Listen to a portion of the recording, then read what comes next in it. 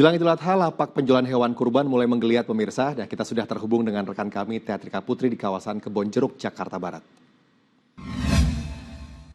Halo Tia, silakan dengan laporannya.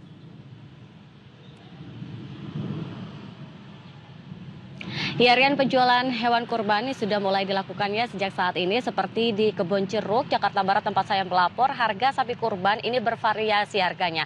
Seperti yang ada di belakang saya nih, Rian dan juga pemirsa. Harga sapi yang besarnya seperti ini dijual dengan harga 30 juta rupiah. Ini adalah harga yang paling mahal yang ada di sini. Sementara untuk harga paling murahnya yaitu adalah 23 juta rupiah untuk sapi-sapi yang ukurannya ini tidak terlalu besar atau masih kecil nih, Rian dan juga pemirsa. Jadi harganya di kisaran 23 juta hingga 30 juta rupiah. Namun untuk tahun ini terdapat kenaikan harga sapi kurban. Kalau sebelumnya ini dijual biasanya harga yang paling kecil ini dijual dengan harga sekitar 21,5 atau 22 juta rupiah per ekornya.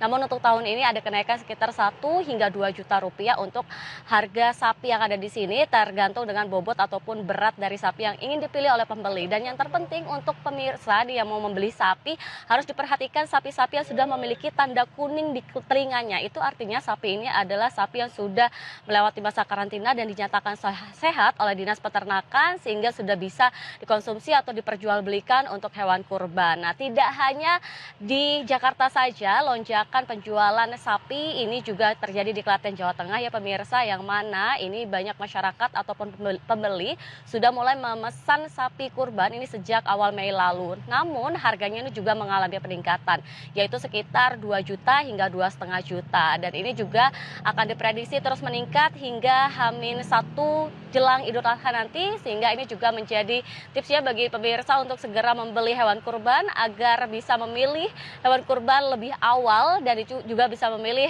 mana yang akan dibeli nantinya untuk menjadi kurban saat Idul Adha mendatang. Dan ini juga dilihat juga untuk kebugaran dan juga kesehatan dari sapi-sapi ataupun hewan kurban yang akan dipilih, ini juga tentunya dilihat yang paling bugar. Sementara ini laporan dari kami, Rian, kembali ke Anda di studio.